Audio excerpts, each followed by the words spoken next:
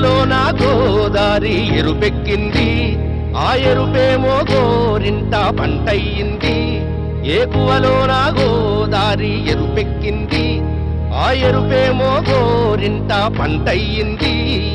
పండిన చేతికెన్నో సిగ్గులొచ్చి ఆహా సిగ్గంత చీరగట్టింది. చీరలో చంద్రమామ ఎవరమ్మ, ఆ గుమ్మ సీతమ్మ. నువ్వు అందరిని తెలిసి వెళ్ళిపోదావు అనుకున్నావు కదా. నాకు మొదటి నుంచి అన్నీ తెలుసు. మీ ఇద్దరి మధ్య ఏం జరిగింది అది కూడా తెలుసు. నాకే కాదు మా కూడా తెలుసు. అన్నీ నేనే చెప్తాను. నీకెలా తెలుసు? ఏమో నాకు అన్నలు తెలిసిపోతే అంతే. అసలు నేను ఏం తక్కువ చేశాను? అందరి మొగుళ్ళలాగా నా పిల్లలకి తలనొప్పులు అవి వస్తే అమృతాంజన అవి రాసి చిన్ను బుజ్జు కన్నా అయ్యే నీకు రావు కదా. నాకు జ్వరం వచ్చినా సరే నువ్వు అసలు నన్ను పట్టించుకోవద్దు. నన్ను జీవితంలో సినిమా కూడా నువ్వు తీసుకెళ్ళొద్దు.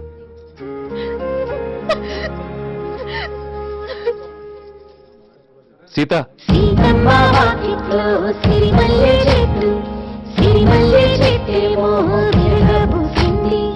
కొమ్మ కదలకుండా కొయ్యండి పూలు, కోసినవన్నీ సీత కొప్పు చుట్టండి. కొప్పుడ పూలు గుప్పి కంటెందుకండి, కోదండ రామయ్య వస్తున్నాడండి. నానే వచ్చాడు యమ్మ రామయ్య, వస్తూ చేశాడు యమ్మ ఏదో మాయ. రానే వచ్చాడు యమ్మ రామయ్య, వస్తూ చేశాడు యమ్మ ఏదో మాయ.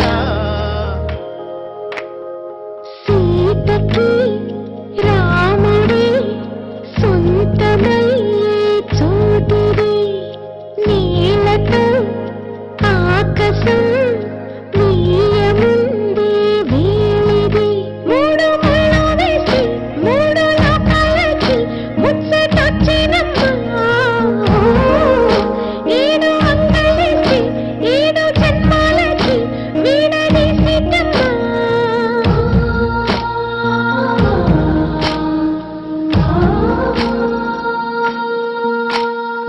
సీతమ్మ వాకిట్లో సిరిమల్లె చెట్టు, సిరిమల్లె చెట్టుపై చిలక వారింది. చిలకమ్మ ముద్దుగా చెప్పిందో మాట, ఆ మాట విన్నవా రామ అంటుంది. రామ రామ అన్నది ఇంకా? చెప్పు. నువ్వే చెప్పు. ఇంకా ముట్టుకుంటే డాగడిపోద్దాను. దొరికాడు? సెట్టాడా? నువ్వు కూడా అన్నావుగా ముద్దు పెడితే 30 రోజుల కంటే పోయే బుగ్గులన్నది వస్తుందని. వచ్చిందా? నువ్వు అనుకుంటా కానీ పెద్ద బాగోవే. నువ్వు మట్టుకుంటావు మరి. ఏదో అందరు చెప్తారంతే. ఆయన ఎవరు? ఈసారి నేనే. భోంచేరా? ఏదో అనుకున్నాను కానండి. అమ్మో మామూలు విషయం కాదు, చాలా గొప్ప లేవారంటే మీరు. మా వంశం పేయడానికి 2 అమ్మాయిలను ఇచ్చారు, మీకన్నా గొప్ప ఎవరు ఉంటారు? అన్నగారు మందే లేదు, అంతా ఆడదే.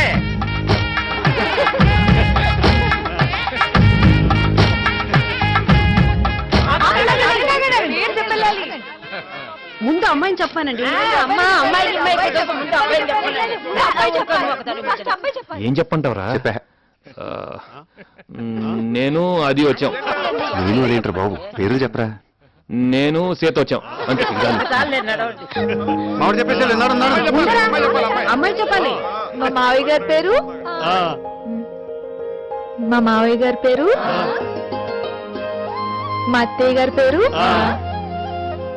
వాళ్ళ అబ్బాయి పేరు, వాళ్ళ ఆవిడ నా పేరు సీత. మా ఇంతటి వచ్చాను.